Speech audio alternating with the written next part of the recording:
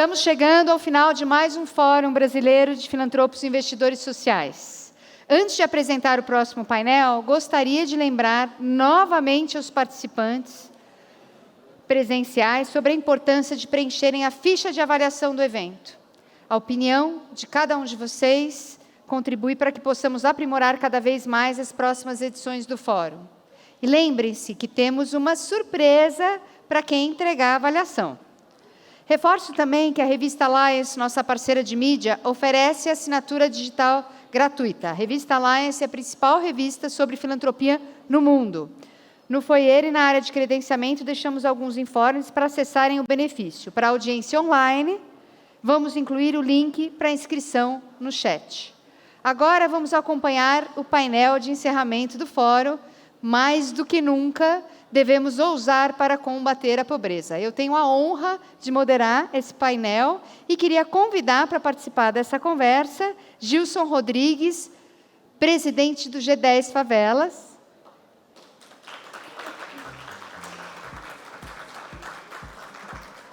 Jean Gereissati, CEO da Ambev.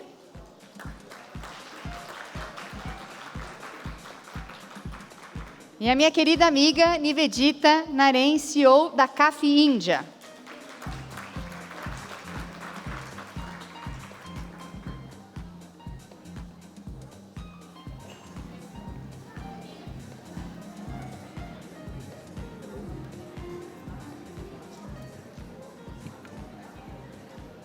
Oi, gente, vou pedir para o pessoal ir silenciando as conversas, se sentando para a gente poder dar seguimento. Estou dando bronca. Bom, gente, acho que um tema muito importante, né? Quando a gente tem aqui no Brasil, segundo o IBGE de 2021, o Brasil superou o patamar de 63 milhões de pessoas vivendo em situação de pobreza. Como é que a gente, né, conseguiu andar para trás em alguns indicadores? Em compensação, o relatório global da Oxfam, lançado em janeiro, mostra que entre 2020 e 2022, a fatia dos 1% mais ricos do mundo embolsou quase 2/3 de toda a riqueza gerada no período, o que fez, pela primeira vez em 30 anos, que a riqueza extrema e a pobreza extrema crescessem de maneira simultânea. A gente teve também, acho que foi nessa semana que saiu um artigo sobre o Observatório Brasileiro das Desigualdades, que aponta que nós temos 7,6 milhões de brasileiros que vivem com menos de R$150 por mês. É um cenário, né, muito desafiador. E a gente tem aqui uma perspectiva de uma empresa, uma perspectiva de uma organização da sociedade civil brasileira e a perspectiva global que a Nivedita vai trazer. Então, para a gente começar a ideia é a gente bater um papo sobre esse assunto, e para começar, eu queria primeiro falar com o Gilson, né? Saber um pouco da perspectiva que você tem sobre esse tema e o que vocês estão fazendo para enfrentar essa questão. Boa tarde, comunidade. Que alegria poder estar aqui no fórum. Muito obrigado, Paula, Nivedita, Jean. Eu sou do G10 Favelas e sou de Paraisópolis. O G10 Favelas é um bloco de líderes empreendedores sociais das 10 maiores favelas do Brasil. Nós decidimos buscar a criação de um novo olhar sobre a favela.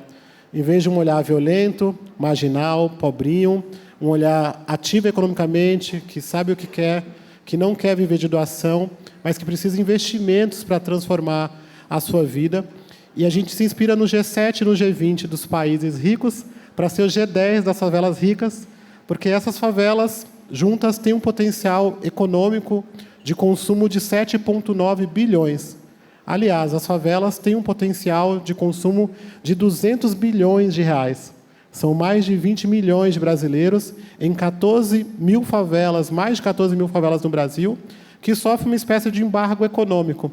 Lá, os aplicativos de carro não chegam, o e-commerce nos bloqueia, existe uma série de serviços que a gente não consegue acessar por conta de regularização fundiária e serviços, e a gente, ao longo desses anos, tem sido tratado como marginal e violento, quando, na verdade, somos marginalizados e violentados pela ausência daquilo que está faltando. E o G10 decidiu não se definir pelo aquilo que falta, porque aquilo que falta nos coloca numa condição ainda mais marginal, ainda mais violento, ainda mais de predestinação a dar errado. Porque a gente fica nesse canto assim, reclamando sobre os problemas que existem, e a gente estava vendo que não tinha como prosperar. Essa semana a gente está comemorando o aniversário de Paraisópolis, de 102 anos. Há 102 anos, Paraisópolis tenta virar um bairro. E a gente não tem conseguido porque a falta, a violência, o olhar como a gente é visto, tem sempre sido colocado à frente dessa situação. Então, o G10 nasce para criar um novo olhar a partir das histórias de tantos nordestinos que vêm construir as cidades, as capitais. E a minha história é um pouco nesse contexto e que mobiliza e que me inspira a continuar fazendo esse trabalho, porque foi o que está acontecendo na minha vida. A minha família é baiana, nós estamos há 70 anos em Paraisópolis, e quando a gente chegou aqui em São Paulo, o nosso sonho era de ficar rico, dar educação para os filhos, de ajudar aqueles que ficaram, e chegando aqui, a gente descobriu que São Paulo é a terra que o filho chora e mãe não vê. Não tem aquela história, as dificuldades da cidade grande não são simples, mas a gente achava que ia chegar, Paula, e que ia morar no Morumbi. Tinha uma tia nossa que ia lá para a Bahia, para Itambé, perto de Vitória da Conquista, e ela chegava lá, todo mundo que chega de São Paulo para a Bahia, para o Nordeste, chega rico, né? Então chega aquela coisa arrumada, aquela coisa, e nós perguntávamos para a tia, onde a senhora mora? Ela falou assim, eu moro no Morumbi. Olhava para a cara, via que não era a cara do Morumbi, né? Mas a gente acreditava e a família foi vindo, e aí se deparou com um Morumbi diferente, que é Paraisópolis, e todos os problemas. Eu, em especial, cheguei com 5 anos e vim encontrar a minha mãe, Maria Lúcia, uma mulher surda-muda, com 14 filhos. Nós fomos morar em cima do córrego do Brejo, numa região chamada Pé Inchado. Tem até um ditado, uma música famosa do Pé Inchado, que fala assim, de onde você veio, maluco? Eu vim de lá do pé inchado. As crianças respondem isso. Eu vim de lá do pé inchado. Não se mete nessa banca que até rato sai armado. Então, é esse contexto do pé inchado que a gente viveu ali em Paraisópolis com minha mãe. E depois que a minha mãe morre, eu com 9 anos, a família decidiu de que nossa família teria que ser separada. E meus irmãos fomos dados no Brasil inteiro. E eu acabei ficando com outro irmão, Danilo, de 3 meses. Mas acabei ficando assim sob um olhar muito difícil, sendo olhado como uma criança que deveria ser vigiada, como uma criança que teria que tomar cuidado, porque provavelmente eu tinha sangue ruim, porque filho de puta não tem pai, e nenhum dos filhos da minha mãe sabem quem são os pais, e que provavelmente eu viraria uma pessoa violenta, provavelmente eu viraria traficante na favela. Então, a mim foi dado um futuro da qual eu não queria. Eu sempre me senti uma criança boa. E aí a grande questão que acontecia comigo, Paula, Jean, Bendita, que eu era uma criança que falava numa casa de mulher muda, né, surda muda. E o fato de eu falar, eu era tratado como um menino que deveria ser vigiado. Na Bahia falava assim, vigia com esse menino. Então as minhas tias falavam, vigia com esse menino, tem que mandar embora. Mas eu sempre amei São Paulo e que nunca quis ir embora de São Paulo. E eu faço um paralelo até sobre isso, de que se fosse uma criança numa família rica, essa criança falante, como eu, provavelmente seria tratado como um criativo, futuro CEO, presidente da República. E as nossas crianças mais espertas na favela têm sido tratadas como futuro trombadinhas e marginais. Então, assim como as nossas crianças, é necessário criar um novo olhar sobre a favela, mas um olhar de potência, um olhar de transformação, de oportunidades, de que a gente sabe o que quer e de que precisa de investimentos. Então, o G10 Favelas tem ousado em combater a fome, tratando a favela como uma favela rica. E a nossa constatação, concretamente, é que nós consumimos roupa, comemos, bebemos e queremos ser tratados como clientes, porque os nossos R$10 valem tanto quanto os R$10 do bairro. Então, não é justo que as pessoas possam comprar no e-commerce e receber diretamente na sua residência, e na favela não pode. De que as pessoas no bairro podem abrir empresa e na favela não pode. De que os aplicativos de carro têm que deixar a gente na porta, na esquina, e não nos traz na porta. Então, nós estamos olhando para tudo isso e criando soluções para os problemas que existem na favela. E foi assim que a gente criou o G10 Bank, para oferecer crédito, porque negam crédito para a favela, principalmente mulheres negras de favela. Nós criamos a Favela Brasil Express, que cria microcentros logísticos dentro da favela e acabou de comemorar R$1 bilhão em entregas de mercadorias em 7 favelas. Imagina se fosse nas 14 mil favelas. Criamos o LinkedIn da favela, porque as pessoas falam que não conseguem contratar pessoas negras mais diversas, e nós falamos, vocês estão procurando o lugar errado. Então, o LinkedIn da favela é uma solução. Fazendas urbanas dentro das favelas, como a agrofavela. Então, sempre olhando para o que falta, mas criando solução e percebendo que nós temos que impactar socialmente, combater a fome e a malnutrição, mas criar caminhos para transformar e acabar com a pobreza. E nós percebemos que o melhor caminho para acabar com a pobreza é dinheiro no bolso. Mulher que sofre violência doméstica, dinheiro no bolso, ajuda. Crianças e jovens que querem ganhar o mundo, estudar, dinheiro no bolso. Então, ajudar a favela a prosperar é ajudar a favela a quebrar esse embargo econômico que nós vivemos e criar soluções para esses problemas que existem aqui. Maravilhoso. É muita potência, né? Muita potência, é muito, e é muito bonito. Eu nunca tinha ouvido o seu testemunho de vida. Foi muito tocante, muito emocionante. E um prazer tê-lo aqui com a gente, contando a história do G10, contando a sua história, e como a gente vê que é tão importante, né, esse empoderamento do ser humano por meio da renda, né? Eu acho que ali a gente consegue realmente criar oportunidades, engrandecer obviamente, dando saúde, educação, né, as questões básicas para cada pessoa prosperar. Mas vamos ouvir um pouquinho sobre a iniciativa privada, né? Estamos aqui com o Jean, Ambev, e que a Ambev faz uma série de iniciativas, não só nas questões sociais, mas também nas questões ambientais. Mas eu queria ouvir um pouquinho sobre como é que você enxerga o papel das empresas no enfrentamento da pobreza e de outros problemas socioambientais. E que você contasse um pouquinho dos projetos aí que vocês estão executando. Obrigado, Paula. Obrigado pelo convite de estar aqui. Jean Gereissati, CEO da Ambev. Também sou cearense, então aqui temos nordestino, né? Aqui dois. E é um prazer estar aqui. A gente na Ambev, né, quando pensa em ESG e pensa em ser uma empresa ética e responsável, né, a gente há bastante tempo, há uns bons 20 anos, né, a parte de sustentabilidade environmental, né, a gente vem fazendo um trabalho super consistente por muito tempo já, né? A gente começou um programa de cuidar da água, que é um insumo crucial, né, para o nosso produto, as bacias que os nossos rios estão. A gente vem com bastante consistência, plantamos alguns milhões de árvores ali nas bacias dos rios brasileiros. Quando o Brasil teve um problema na bacia do Tocantins, foi a Ambev que foi chamada para dizer como é que você faz nas bacias das fábricas de vocês para a gente replicar aqui o que a gente está precisando no Tocantins. Isso é um exemplo. Toda a nossa cerveja já é feita com eletricidade renovável. Hoje já a gente prevê, né, tem uma ambição de em 2027, 2028 conseguir zerar carbono no nosso escopo 1, né, que é o nosso entorno primeiro, para depois dar um salto maior para ir até o escopo 3 e zerar a cadeia como um todo.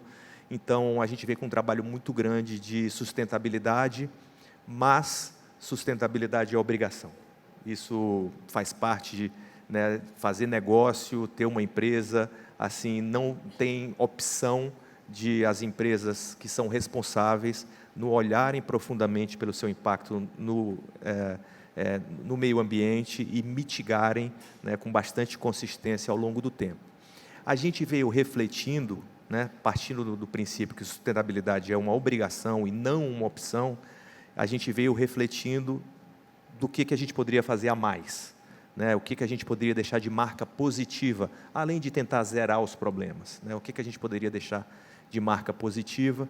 E estudando muito, né, a Ambev, o poder capilar que ela tem de ter um ecossistema que vai do agricultor até o garçom no bar, né, e que tem milhões de pessoas na sua cadeia. É uma capilaridade incrível, né? Uma capilaridade desse Brasilzão todo, né, onde tem Brasil, tem Ambev, né, tem um caminhão nosso passando, né, e aí nós tomamos consciência que o nosso superpoder é a nossa capacidade de transformar esse ecossistema num ecossistema saudável, crescente, mais próspero e que esse ecossistema consiga fazer o que o Brasil precisa tanto, que é um play de inclusão produtiva. Então, a gente, muito alinhado com a ODS 8, da ONU, trabalho decente, crescimento econômico, a gente vira a nossa chave para usar a nossa companhia como uma companhia que consiga transferir o seu conhecimento, as suas conexões, recursos para o ecossistema como um todo, e que o ecossistema consiga incluir produtivamente mais pessoas nessa que é uma dor tão grande hoje do Brasil, que é a dor da desigualdade, a dor de você não ter um emprego, de você não poder participar ativamente da economia.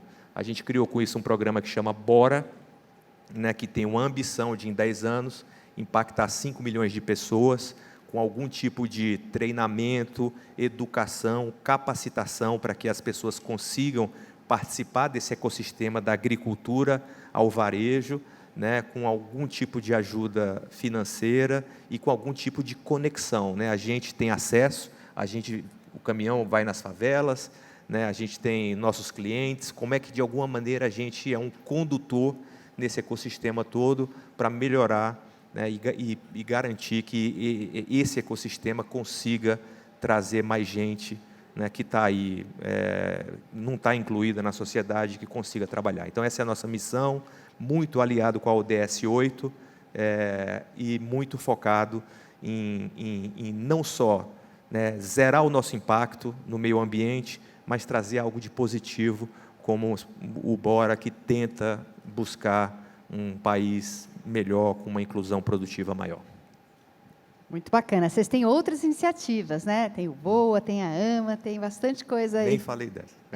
Tem a plataforma Mundo Melhor, Isso. Bastante coisa. Mas vamos passar, agradeço aí as suas palavras, a gente volta a falar mais um pouco. Queria passar para uma visão mais global, mas de outra parte do mundo, né?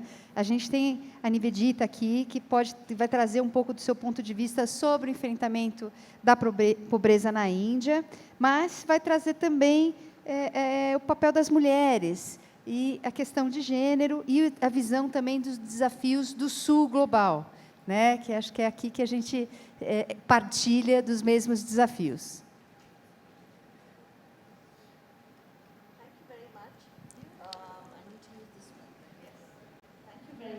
Muito obrigada. Eu gostaria de dizer rapidamente que eu sou do sudeste da Ásia, eu sou marrom, eu tenho cabelos pretos e cinzas, eu sou tenho meia idade, eu estou de preto e eu estou muito feliz de estar aqui. Eu gostaria de agradecer a minha grande amiga e colega Paula pelo convite e falando sobre esse evento muito importante. É muito inspirador ver isso no 12º ano. Eu acho que nós precisamos fazer coisas semelhantes. Eu moro na Índia, eu trabalho lá já há 36 anos. E eu gosto de falar sobre esse tópico. Quando você fala de audácia, né, eu penso em coragem.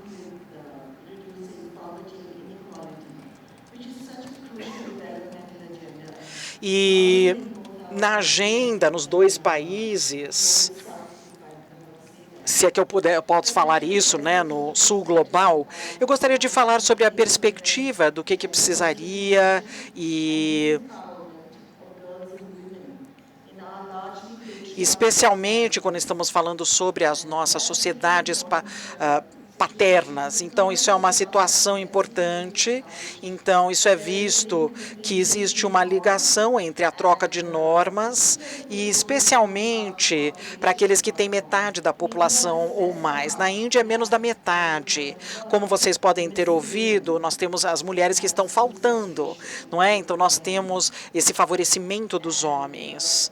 E, realmente, nós sabemos que existe evidência e dados que falam sobre como é importante para as sociedades ajudarem as mulheres e para elas conseguirem atingir o seu potencial, para empoderar as casas na pobreza. Não tem segredo ali, não é? Tem muita evidência em relação a isso. Mas o desafio das normas sociais, especialmente essas fora das cidades, né? As mulheres que não podem sair de casa, não podem ir para a escola, e restringindo ali essa pressão de ter filhos e casamentos muito cedo, e revelando também essas questões de família em público. Nós sabemos de tudo isso, mas precisamos de muita coragem para as mulheres, porque a mudança precisa de coragem e não acontece facilmente. E a forma de mudança é onde as mulheres na comunidade buscam espaço e pegam esse espaço, porque o espaço não é dado para nós. Nós precisamos ser muito corajosos para conseguir isso. E eu gostaria de pegar a minha própria experiência, e eu vou levar vocês de volta para dezembro de 97, quando eu estava num deserto do norte da Índia e eu estabeleci grupos de mulheres, né? Mulheres que se chamavam de, por exemplo, de Workaholics Anonymous. São grupos de mulheres que não têm mais de 3 ou 4 meses de comida por ano e precisam sair das suas casas, as famílias precisam migrar, e essas mulheres não têm crédito de bancos. E a filantropia que nos ajudou para desenvolver novas soluções de acordo com as suas realidades. E eles demonstraram assim 100% de pagamento. Os homens pegam os empréstimos dos bancos e eles já não pagam em 2 gerações às vezes. Mas nas ONGs dos anos 90, para o sistema bancário da Índia, disseram que as mulheres tinham a possibilidade de ter crédito. E eles falaram sobre os problemas em termos de empréstimos, e isso poderia ser feito em grupos. Então, as mulheres conseguiram esse crédito para ajudar uma a outra, e isso passou para o próximo estágio, onde nós organizamos as mulheres dentro dos vilarejos e passamos para as províncias. E assim elas poderiam se conectar ali com a Previdência, com o governo, e as mulheres também poderiam participar das eleições nos conselhos locais, e começaram a aceitar projetos maiores para eles e para elas e para as comunidades também. A emancipação das nossas mulheres e essa coragem começaram a criar um espaço para a violência doméstica parar, e tudo isso teve um monte de retorno aqui. E nesse século, o governo da Índia introduziu essa missão rural, e isso se espalhou pelo país, mas dessa vez nós tínhamos fundações maiores nos Estados Unidos, em outras partes do país, do mundo, né? Começaram a dar apoio, e agora em 2023 nós temos 12 milhões de grupos na Índia, com operações financeiras de mais ou menos 6 bilhões de dólares americanos. Então, isso é o que eles economizaram, não é a contribuição dos outros.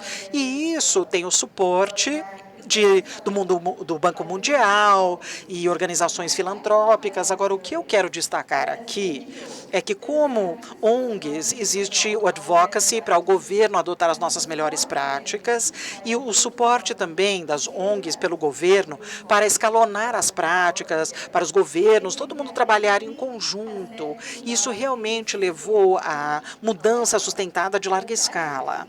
Mas o problema é que essa consciência crítica que as meninas precisam para quebrar as regras, mudar as regras e se juntarem. É aí que a filantropia agora precisa entrar, para dar suporte às mulheres, para elas continuarem a questionar e para criar esse questionamento e continuar audaciosas. E nós achamos que foi um grande sucesso e tudo foi escalonado, mas a sociedade aqui precisa reforçar que as mulheres precisam trabalhar em conjunto. Então, eu só gostaria de destacar que eu estou tentando apresentar um exemplo de como inovações e novas ideias vêm de ONGs com recursos filantrópicos que querem assumir riscos e serem corajosos. E também podem criar inovações que depois podem ser passadas para o governo, e nós damos apoio ao governo para fazer o escalonamento, mas precisamos continuar a ter comunidades com a sociedade civil para criar uma consciência crítica. Então, eu fui abençoada por ser ensinada pelo Paulo Freire e para essa conscientização. Isso é uma bênção estar aqui com todos vocês. Muito obrigada. Muito obrigada. Alô, alô? Muito obrigada, Nivedita. Muito bacana essa jornada onde você vê organizações da sociedade civil começando um processo envolvendo a filantropia e chegando a influenciar o governo, né? Eu acho que as mudanças acontecem quando a gente consegue influenciar o governo e levar melhorias em escala para a população mais vulnerável. E só seguindo aqui, daqui a pouco eu vou abrir para perguntas. Jean, como é que você vê a importância das empresas também arriscarem no investimento social privado, na filantropia, para lidar com a questão da pobreza e da extrema pobreza? Como é que você vê as empresas se arriscando para enfrentar essa questão? Boa pergunta. Eu vejo, né, eu acho que, antes das empresas, né, o Brasil é um país que tem um povo muito generoso, amável, que gosta de ajudar, mas o Brasil ainda tem uma longa jornada de estruturar melhor para que a filantropia aconteça de uma forma mais estrutural, né? E nas empresas, ou no mundo da filantropia, ou nas comunidades, se você quer manter o status quo, você, né, pode arriscar menos, pode manter as coisas, mas se você quer mudar um cenário, e a gente precisa mudar um cenário no Brasil, tem que ousar mesmo, né? Então, eu acho que o Brasil ele tem uma longa jornada, né, de se preparar para uma filantropia mais estrutural, em legislação, né, em comunicação, e eu acho que ele tem que ousar nesse sentido.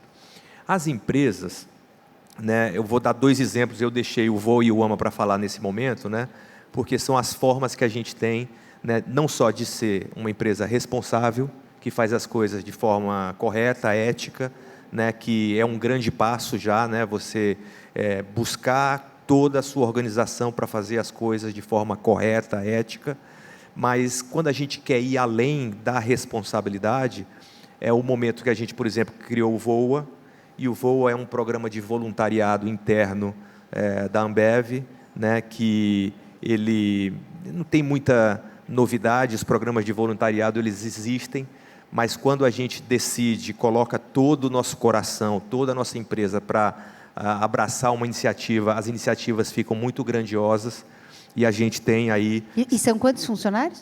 A gente tem rodando, né, 600 por ano que fazem algum programa de mentoring, de mentoram ONGs e se voluntariam a transferir, né, e doar tempo e transferir conhecimento em gestão, que é o que a gente se considera muito bom e o que a gente acredita que as ONGs no Brasil são jovens, são novas e precisam desse empurrão. Isso é o nosso jeito de doar, né? De doar as capacidades da empresa, de doar tempo, de fazer uma filantropia que, né, transfere gestão, conhecimento, o jeito de fazer as coisas para o terceiro setor. E a gente vem com 200 ONGs por ano, que a gente vem mentorando, e é muito bonito de ver o trabalho, né, assim, de você transferir um conhecimento, uma tecnologia, e você vê as ONGs, né, realmente evoluindo, melhorando em captação, melhorando em controle, melhorando na visão de longo prazo, porque alguém que trabalha com a gente vai lá, pega tudo que aprendeu na empresa e transfere. Uma outra forma, então, isso é um voluntariado. Outra forma, por exemplo, é a Água Ama também. A Água Ama é um projeto Acho muito... que esse é um exemplo bem interessante. Qualquer empresa poderia ter um produto criativo, né? Nessa linha, né? Ele é muito criativo porque a gente elegeu a água, né, que é o bem, é o insumo mais importante da nossa cadeia, para que o produto, né, que a gente venda de água seja um bem, uma empresa social, onde aquela água que chama Ama, né, é uma água que tem um P&L, tem lá o lucro dela, o objetivo dela é ter lucro, né, a gente, para vender, crescer, ela é auditada pela KPMG para ver qual é o balanço, qual é o resultado dela, e no final tudo que ela gera, ela devolve, né, principalmente no semiárido brasileiro, né, para que muitas comunidades que não têm acesso à água consigam ter. Então a gente pega o nosso bem que a gente mais usa, né, coloca numa embalagem, vende, gera grana e consegue usar tudo que foi gerado nessa empresa, né, para melhorar o acesso à água no Brasil. Então, essas são algumas formas, né? As empresas têm que ser responsáveis e éticas, elas têm que ir além, né, e usar o seu ecossistema, a sua companhia, para poder ajudar o seu entorno. E um exemplo criativo é o exemplo de você trabalhar numa linha de produtos 100% em prol de reverter a lucratividade dela para uma causa. Esse é o nosso jeito de ajudar. Já imaginou se todas as empresas brasileiras tivessem um produto social onde, né, o lucro fosse revertido? Acho que a gente ia ver uma transformação mais acelerada do nosso país. Nivedita, queria pensar um pouquinho, pensando no cenário filantrópico global, mundo, né, saindo um pouco da Índia, indo para o cenário global. Você acha que a filantropia global também precisa ousar mais? O nosso tema aqui é ousadia, e eu não podia deixar de fazer essa provocação.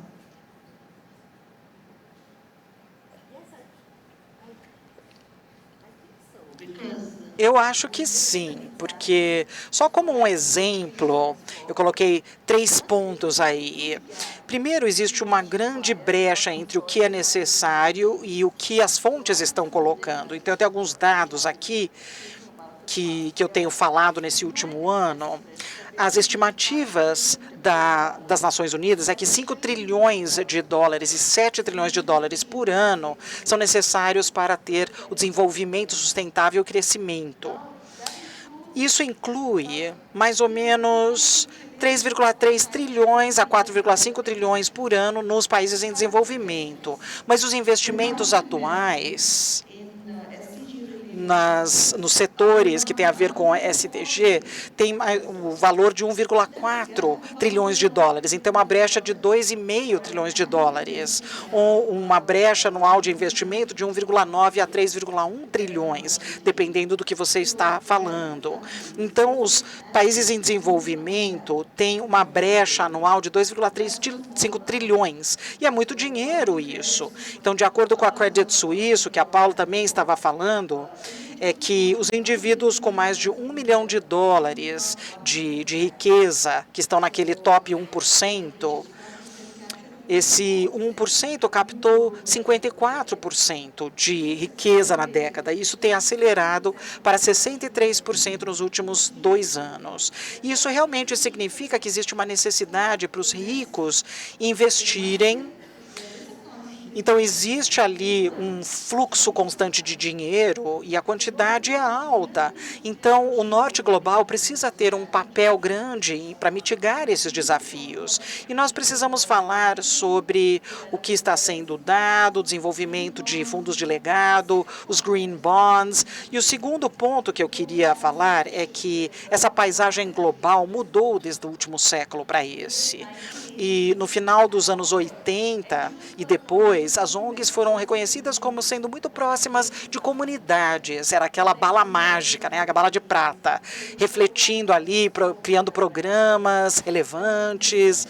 Mas nesse século, essa contabilidade, essa responsabilidade levou a esses recursos filantrópicos serem levados aos governos. Então, as ONGs não foram muito bem articuladas nessa mudança dessa narrativa. E as ONGs pequenas, trabalhando ali na linha de frente, é difícil sobreviver. Então, os sistemas, como eu falei antes, de entrega, precisam realmente reconhecer essa localização como objetivo e trazer as vozes das pessoas das comunidades nessa agenda de desenvolvimento como uma KPI. Então, precisa ser um resultado avaliado, um resultado. E eu acho que o papel das ONGs é muito negligenciada, porque temos o suporte da organização, nos salários para a organização, e isso precisa ser... Desculpa, gente, ela fica botando o microfone para baixo. Então, tem muito pouco, né? Ninguém quer pagar os salários, as pessoas querem que aconteça magicamente. Então, isso precisa ser uma lição para nós, e precisamos focar nisso, porque senão as coisas não vão se movimentar muito bem, e nós não temos a agenda de 2030 que queremos. Vai ser igual às NDGs. Realmente, a gente tem um grande desafio para enfrentar E acho que chegando em 2030, a gente vai se perguntar o que aconteceu, por que a gente não ousou mais para chegar aonde esperávamos. E antes de passar para as perguntas da audiência, eu queria só te ouvir, Gilson. Né? Na pandemia, a gente teve um momento único, né? De união na sociedade, das empresas se engajando, da sociedade civil realmente chegando a quem mais precisava. Mas a gente viu que, passada a pandemia, muita coisa voltou, né, ao que era, apesar de que eu acredito que avançamos com a pandemia. A pandemia realmente causou uma sensibilização importante. Mas como é que a gente continua? Como é que a gente aumenta essa sensibilização? Em especial, em torno da questão da pobreza. E como é que a gente pensa em iniciativas com os 3 setores juntos no combate à pobreza? Obrigado, Paula. Realmente, a pandemia ela escancarou a situação da pobreza, das desigualdades, dos problemas que a população que mais precisa tem. A gente pôde ver que o Fica em Casa não era uma realidade para todos, porque se nós pensávamos num vírus em que você tinha que tratar a questão da higiene e tratar a questão da alimentação, essa situação é agravada para milhões de brasileiros, mesmo aqui em São Paulo, como Paraisópolis, por exemplo, que todos os dias, às 8 horas, continua faltando água, que a gente teve que entrar na justiça contra a Sabesp para garantir a água 24 horas. Que nós tivemos que entrar na justiça contra o SAMU, porque as ambulâncias não vão nas favelas. Parece incrível dizer isso, mas isso acontece ainda hoje. E o novo normal foi uma coisa que normalizou aquela situação. À medida em que foi escancarado e que passou o processo da pandemia e o novo normal é uma situação mais agravada, as pessoas foram se acomodando como se fosse assim mesmo. E não é normal. Para a gente, a situação desse novo normal foi mais agravada. Nós vivemos um período, efetivamente, de muita participação. A favela, inclusive, inovou e ousou, criando modelos de mitigação do Covid, como, por exemplo, os presidentes de rua, que são moradores voluntários que cuidam cada um de 50 famílias. E a gente chegou a um ponto de, por exemplo, só em Paraisópolis, distribuir 10 mil marmitas por dia. E hoje nós distribuímos cerca de 300, não paramos até agora, e, frequentemente, a fila continua e a comida acaba. E a gente tem que servir comida, marmita com ovo, marmita com salsicha, porque as pessoas simplesmente se acostumaram e já não adianta mais a gente mandar falar, às vezes fazer comunicado, soltar mensagem no Instagram, que as pessoas realmente não, é normal. Então, nós acreditamos, efetivamente, de que nós precisamos criar soluções a partir desta realidade para que a favela possa prosperar e não depender dessas condições. Então, quando a gente vai lá no G10 e cria uma espécie de Vale do Silício da favela, a gente tem buscado criar soluções para que a gente possa impactar socialmente, a gente consiga impactar educacionalmente, mas que a gente possa fazer com que a população possa ter trabalho e renda para poder se desenvolver e poder optar com que alimento quer comer, com que condição quer comer. Né? A gente viu muito aquela coisa do kit cestas básicas, né? Muita coisa estava focada no número e não no atendimento. E a gente precisa, assim, a gente quer poder se alimentar bem e poder doar para as pessoas aquilo que a gente também doaria para a nossa família e para a gente. Então, a melhor forma da gente fazer isso é gerando oportunidades. Lá, nós criamos o Mãos de Maria, que são mulheres que trabalham através da alimentação, comidas brasileiras, doces e salgados. E a Mãos de Maria chegaram a distribuir 4 milhões de marmitas por dia. E durante esse processo. E aí o que nós fizemos? Formamos mulheres para que elas pudessem produzir esses alimentos e que a gente também pudesse viabilizar a compra desses alimentos para que essas mulheres pudessem também ter trabalho e renda nesse sentido. Então, criar alternativas para que a população possa superar, e o resultado disso foram mais de 4 mil mulheres formadas, que depois montaram o Bistrô Mãos de Maria, o Buffet Mãos de Maria, o Delivery. Então, foi criando uma rede de pequenos negócios que subsidia essas operações e que também geram um trabalho e renda. Tem vários clientes aqui, a Ambev é cliente do Mãos de Maria, então sempre quando vocês quiserem ter um café, pode chamar as mulheres lá de Paraisópolis, das favelas, elas estão com operação em 8 estados, então a gente vai criando soluções para que essa dependência da doação seja cada vez menor, mas também impactando e formando. Então, nós temos, por exemplo, a Costurando Sonhos Brasil, que é um grupo de mulheres que produz moda. Elas lançaram uma coleção em Milão, foram para São Paulo Fashion Week. O ano passado elas estavam na ONU falando sobre economia circular e elas trabalham muito essa questão da upcycling. E o que a gente promove? Assim, promove a formação, já formamos 1.030 mulheres nesse período. E o que a gente pede? A gente pede para que as empresas contratem elas. Você não produz uniforme com alguém? Produz com as mulheres do Costurando Sonhos. Você não produz essa sacola? Produz também esse crachá. Então, contrate essa população que está se formando, está tentando uma oportunidade, porque aí você vai estar ajudando a impactar de diversas formas, mas gerando trabalho e renda. Para a gente sair daquela cultura do artesanatinho ou do pano de prato que não vende. Nós precisamos fazer com que os negócios de impacto social efetivamente gerem recursos e gerem prosperidade. Né? E é muito difícil falar sobre favela rica e, ao mesmo tempo, trabalhar com as ações de combate à pobreza. A gente está em 16 estados, são quase 400 favelas, 4.002 voluntários de dentro da favela como presidente. E, quando as pessoas me perguntam sobre o que fazer, eu falo, vamos fazer a favela prosperar, a favela rica. Só que a gente não está acostumado em falar de favela rica. Porque, se eu falo de favela rica, as pessoas fazem o quê? Param de ajudar, porque não está precisando mais. É muito natural a gente olhar e falar, vamos ajudar aqui o outro lado, que não está precisando.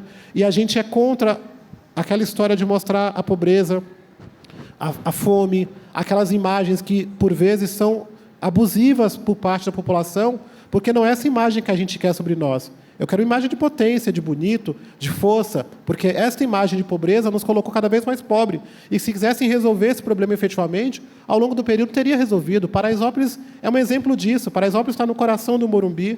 Paraisópolis está a poucos metros do Palácio do Governo e fez 102 anos. E, por vezes, a gente ouve que Paraisópolis está muito bem atendida, porque tem o Morumbi ou porque tem o Palácio do lado. Só que não é uma realidade. Por vezes, a gente é marginalizado por causa do pancadão, do assalto. Então, as pessoas não ajudam porque aconteceu alguma coisa ou porque tem essa visibilidade. Então, nós precisamos investir e mostrar modelos que estão dando certo.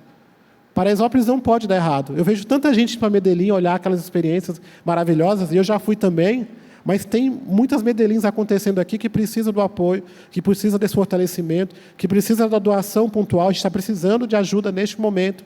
A fila está grande, as ações estão acontecendo lá e tem pouca gente ajudando. Não parece. Às vezes o pessoal me liga assim e fala, nossa, que legal, que magnífico. Tem muita coisa legal e muita gente próxima, mas as coisas precisam acontecer de maneira mais acelerada e a gente se acostumar com a posição de prosperidade e promover essa prosperidade.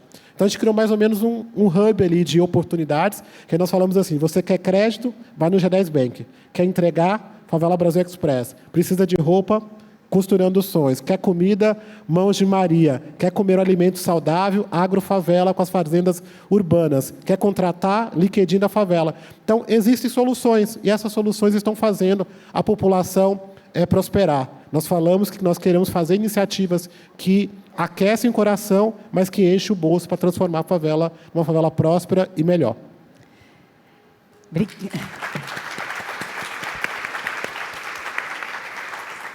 Acho que essa é a ideia, né? A gente precisa criar ecossistemas para combater a pobreza, né? É um problema tão complexo que você tem que realmente endereçar muitas frentes. Eu fiquei tão feliz de ouvir tantos exemplos que fortalecem as mulheres, né? Eu ainda acredito que as mulheres vão transformar... Se eu não falar que elas me batem, elas estão assistindo. Isso aí. Que nós vamos transformar o mundo ainda. E com isso eu queria abrir para a audiência. Alguém tem alguma pergunta? Gostaria... Vou pegar todas as perguntas, tá? E a gente vai fazer aqui uma conversa final. Temos o nosso perguntador oficial, Saulo. Eu falei que eu fui contratado pelo IDES para fazer pergunta, mas é porque eu queria primeiro fechar o trio nordestino. Eu sou sergipano, então fechar o trio nordestino. Gilson, do caralho, puta, impressionante. Mas eu queria fazer uma provocação como nordestino para vocês. Porque, ao contrário de vocês, Gilson, eu morei muitos anos em São Paulo, adoro São Paulo. Sempre brinco que eu sou viciado em monóxido de carbono. Mas eu voltei para Sergipe. E voltei para uma região muito pobre, para montar lá um modelo de como a gente pode superar o problema da armadilha da pobreza. E aí eu queria fazer uma provocação para você, para o Jean, para todos os demais, que é o seguinte: a gente também precisa ajudar essas pequenas cidades, as pequenas comunidades do Nordeste e do Norte, porque a imigração, no sonho equivocado de que São Paulo vai tornar a gente rica, ela continua.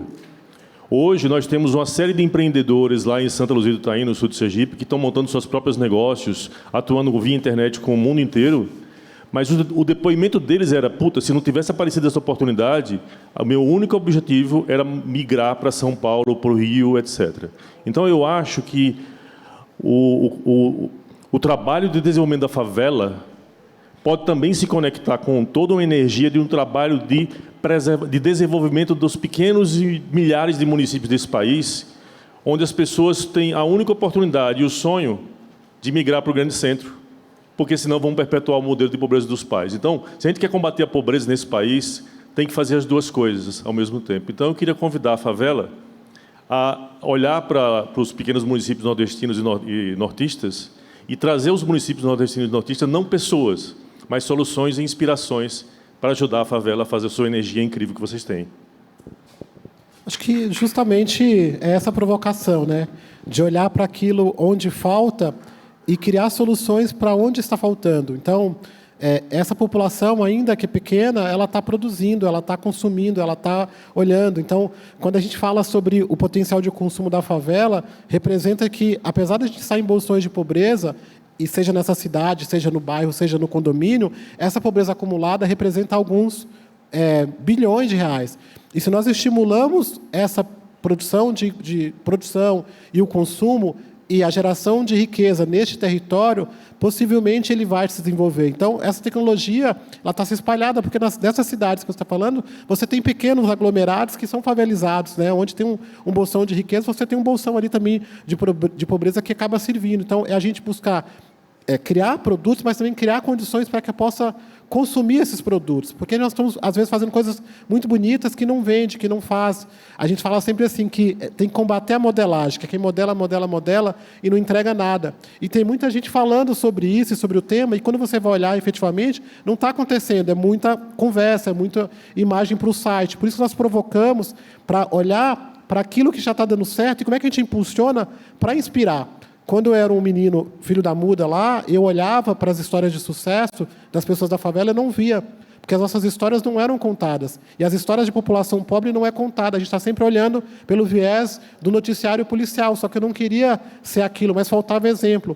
E não era porque não existia, porque a gente é efetivamente ignorado, seja nas propagandas, nos programas, né? Nós criamos lá, por exemplo, uma agência de comunicação, e temos a Mais Favela TV, onde a gente mostra para as empresas como se comunicar melhor, porque até hoje, até o cachorro é loiro. Né? Então, como é que a gente vai olhar e vai se identificar numa coisa que não está contando a nossa história, que está falando? Como é que eu vou pensar numa situação de vitória, se a gente não tem os vitoriosos da favela, do Nordeste? Essas histórias não têm sido contadas. Então, é contar, criar, fomentar e comprar, gastar. A gente não quer depender efetivamente de sempre ter a doação, mas como é que eu crio condições para não ter mais essa doação? Para não ter mais a placa. Então, os presidentes de rua são líderes que cuidam, cada um, de 50 famílias, e eles são agentes de transformação social, mas também econômica. Quando eu vou oferecer o crédito, ele que é o avalista informal, criar o produto, criar o negócio, mas está faltando essa chegada do investimento de maneira mais agressiva para fazer com que a pessoa possa prosperar e não depender. A gente se acostumou no básico, infelizmente. Eu não vim para São Paulo e minha família para viver do básico, da cesta básica, da moradia básica, do tudo básico, da coisa pequenininha. Eu vim para morar no Morumbi. Então, nós precisamos falar sobre isso e de acabar com o básico, para que a população possa prosperar e a gente mostrar lugares e pessoas que estão vivendo numa condição muito melhor. Porque, senão, eu não tenho essa referência. Não talvez que ela não exista, mas que foi contado pouco. E, por vezes, quando a gente chega lá, às vezes esquece de quem ficou para trás. Então, resgatar, mostrar, dar o exemplo e trazer mais diversidade e força econômica para transformar a vida das pessoas. Aí a pessoa escolhe qual escola, ela escolhe o que ela quer comer, ela escolhe para onde ela quer ir, onde ela quer morar. Eu defendo a favela livre. As pessoas têm o poder de escolha. Prosperou, quer ir embora da favela, vá. Mas volte para ajudar aqueles que estão e que ficaram lá. Vamos lá. Eu vou pegar a pergunta, era para pegar todas as perguntas. Atropelou, mas vamos lá. Tem uma pergunta ali atrás. Tem mais alguma pergunta? Porque aí a gente já pega todas as perguntas e caminha para o encerramento.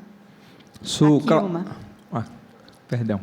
Sou Carlos Jorge, lá de Alagoas. Saudade, Jean. Sou lá do Instituto, fundador do Instituto Manda Ver. E, atualmente, a gente está aqui como presidente da Rede Mundo ao Mundo, lá em Maceió. E eu lembro de um querido é um professor, um filósofo. O Gilson também é grande inspiração, viu, Gilson? Fui bater em Paraisópolis, mas estava fechado lá a porta, foi final de semana, ó. E aí eu lembro do professor Joaquim, que ele diz que não existe território pobre, né? O que existe é território empobrecido. Porque muitas vezes a prosperidade se canaliza em alguns bolsões, né? Dentro da cidade, espaço específico. Tipo aqui é um retrato da riqueza e da prosperidade, né? Porque se concentrou aqui. E a ideia e a utopia do professor Joaquim é dizer, quando é que essa riqueza que a gente está aqui agora, no espaço mesmo, no conforto da estrutura, vai ser canalizada para os territórios da periferia, ou para o meu Nordeste, lá em Alagoas, para a gente melhorar nosso IDH? Porque eu acho que o combate à pobreza é para falar de desigualdade, né? Quando é que a gente, de fato, vai distribuir um pouquinho da nossa prosperidade de verdade, e não só a riqueza financeira, mas, assim, o intelecto, a inventividade, né? E transportar um nível de conhecimento também para nós, porque eu, particularmente, eu tenho um limite, até pela minha cultura e criação, mas tem gente que conseguiu um patamar educacional, de formação, até maior que o meu. Então, a minha pergunta é, como é que a gente faz essa divisão, né, de canalizar essa prosperidade, né, para esses espaços, esses canais, claro, a partir de cada um do seu momento e espaço, aí, seja empresa, seja empreendedor social, seja o filantropo que está aqui, e só dizer, pessoal, que eu estou voltando para casa, a IDES deu um desafio para nós do MET, tá? Então, se você aportar aqui na Rede Mudar o Mundo até 62 mil, aí vai botar mais 62 mil em nós aqui, viu? Estou deixando o Pix aqui no final, Jean, para vocês começarem a transferir prosperidade e riqueza lá para Alagoas um pouquinho. Tamo junto, obrigado. E aqui a nossa última perguntinha. Olá, boa tarde. Eu me chamo Joyce. Também eu cresci na periferia da Zona Sul de São Paulo.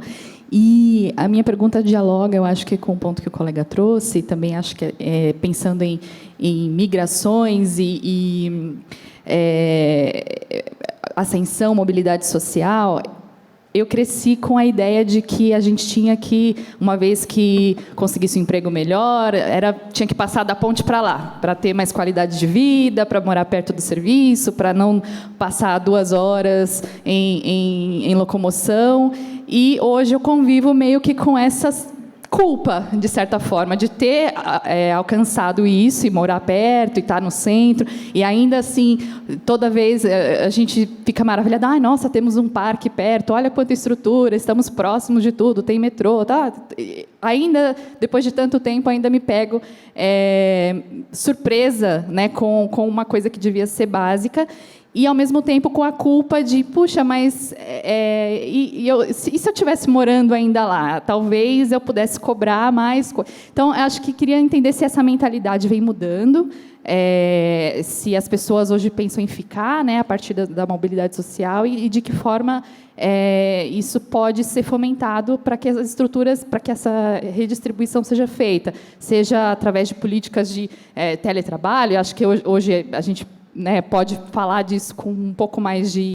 né, eu acho que pós-pandemia isso se viabilizou um pouco mais, não para todas as pessoas, mas é uma possibilidade já ser considerada, mas queria entender como que isso está funcionando.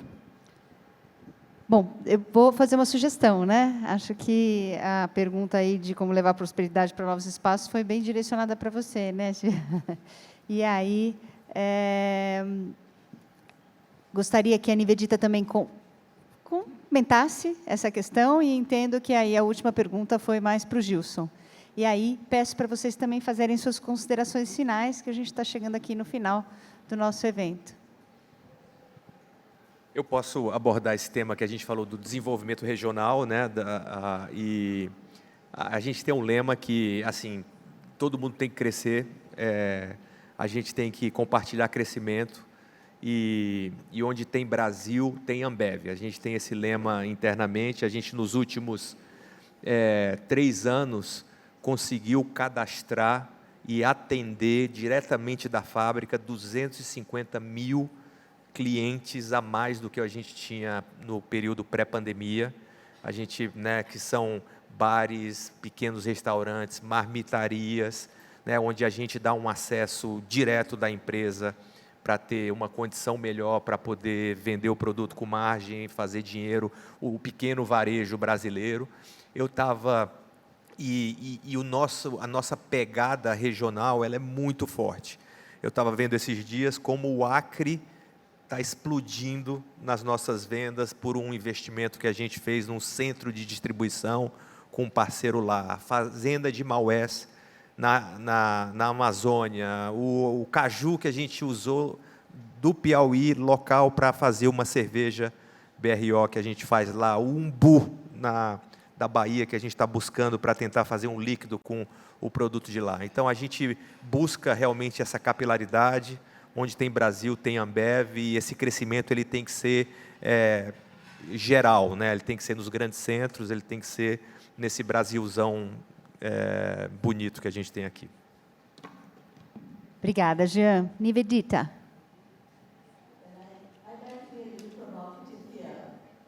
Please. Provocadora. Be bold. Eu gostaria de provocar. O que eu quero dizer é que... Desculpa. O que eu quero dizer é o seguinte... Só porque nós vamos conseguir dinheiro e dar dinheiro para uma família, não significa que a dinâmica da família vai assegurar que o mais fraquinho da família vai receber o que é devido. Então, o que acontece regionalmente? Isso depois é reproduzido e as desigualdades são reproduzidas na família. Então, todo mundo deveria ver isso. Isso não é bom o suficiente. As mulheres, em todas as condições, têm uma desvantagem dupla ou tripla, não preciso nem dizer isso. Se nós falarmos sobre isso numa agenda neutra, cega, muito em breve nós vamos fazer a mesma pergunta para nós mesmos, mas numa escala diferente. Então, vamos dar uma olhada, porque a alteração pode acontecer e o único lugar, é claro que existem diferenças regionais, de sociedade, mas existe um grande desafio quando a desigualdade existe dentro da família. E as brigas precisam ser brigadas dentro da família. Se for abuso sexual, abuso de crianças, se for quem que vai ganhar qual comida, quem que pode sair para trabalhar, quem que pode ir para a escola, quem tem o tratamento médico, como é que essa renda é distribuída. Então, nós precisamos trabalhar por famílias. E a família, a mudança acontece, um comportamento novo precisa ser demonstrado, e os grupos são importantes. As mulheres precisam de um lugar seguro, precisam de outras como nós, precisam poder sair e criar um grupo de suporte para também demandar mudanças e se acertarem dentro desses espaços da sociedade, da família, da vida pública. Então, quando nós fazemos isso, vamos ver ali uma lente de aumento ali e a vida vai ser muito diferente. Não vai demorar tanto, mas os grupos, a organização, esses são os pontos-chave. E aí a agenda pode ser colocada pelas pessoas que são exploradas e não por nós. É a única questão. Obrigada, Nivedita. Gilson. Eu acredito que as coisas estão mudando. E esse movimento e essa inovação e essa ousadia de poder discutir e trazer pessoas diferentes para discutir esse tema só vai nos elevar. Mas, efetivamente, a gente é treinado para odiar os espaços onde vive. Enquanto a gente não amou Paraisópolis, I love Paraisópolis, a gente não conseguiu fazer as transformações todas, porque tudo que nós queríamos era poder dizer que morava no Morumbi, mesmo a cara negando que era do Morumbi. Então, a gente foi construindo essa identidade, mas percebemos que, para transformar nossa rua, tínhamos que amar nossa rua. Para transformar nossa empresa, temos que amar nossa empresa. Que a gente não deveríamos eleger heróis para depois colocar a culpa neles sobre os nossos problemas, que deveríamos ser nossos próprios heróis, CEOs de nós mesmos. Porque a gente é treinado para falar mal de alguém, para ser contra alguma coisa, para viver alguma experiência de sucesso com os netos daqui a 50 anos. Nós nos recusamos a isso. Nós queremos fazer nossas histórias agora, a mudança agora, viver a experiência agora, amando aquilo que nos treinaram a dizer que nós tínhamos que ficar longe. Porque, afinal, favela, violência, marginalidade, existe uma cultura na cabeça das pessoas que, quando pensa na favela, tem aquela imagem assim, da Atena, helicóptero, tiro. Essa não é a realidade da maioria das favelas. Se a gente não começar fazendo onde dá para fazer, nunca vai dar. A gente começou a fazer a Favela Brasil Express com centros logísticos, logo pensaram, está negociando com quem? E a gente tem que explicar que a gente não está negociando com o tráfico para poder colocar um centro logístico. Que talvez das 14 mil favelas, talvez 1.000 não precisa negociar com ninguém. Que o dinheiro do banco é legal. De que dá para fazer fazendas urbanas e que dá para fazer buffet na favela. A gente está tendo sempre que explicar porque a imagem que se foi colocada ao longo desses anos e mantida é de que a gente é violento, de que a gente é feio, de que a gente é predestinado a dar errado, de que a gente é predestinado a viver no córrego. Então, se a gente não criar experiências de sucesso e mostrá-las, a gente vai ter uma juventude olhando só que o futebol vai transformar, só que não vai chegar para todos. Ou que o funk... A pessoa pode ser empresário, a pessoa pode ser professor, a pessoa pode ser outras coisas, criar perspectivas a partir de modelos concretos. É bem diferente falar sobre isso, é bem difícil, tem muita gente falando, mas nós precisamos mostrar mais. Eu queria convidar vocês para irem lá no pavilhão em Paraisópolis, para vocês olharem o que está acontecendo e constatar essa semana tem essa a celebração, mudança. né? Essa semana está tendo aniversário, nós vamos ter um showzaço, inclusive, com a Feijoada das Marias na Laje, e depois um show com Xande de Pilares, MC Rariel e Filhos da Bahia, porque a gente 53% são baianos lá. Então, a baianada lá está bem feliz. Então, olhar e constatar e ajudar a escalar, ajudar a reproduzir. Porque, senão, a gente vai ficar sempre na história de que não dá. Chega de que não dá, dá sim. Então, eu também sou fruto de projetos sociais. Eu faço parte, logo quando eu tive 14 anos, que eu fugi de casa, eu pude ser acolhido por uma instituição que a Dona Rosa e o seu Jaime Garfinkel criou em Paraisópolis.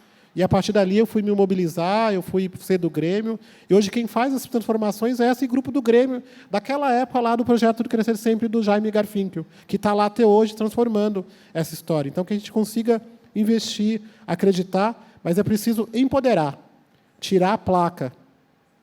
Durante muito período, as pessoas queriam colocar a placa em mim. Ah, o Gilson é do fulano, é do ciclano, do Bertano. E eu sou eu mesmo.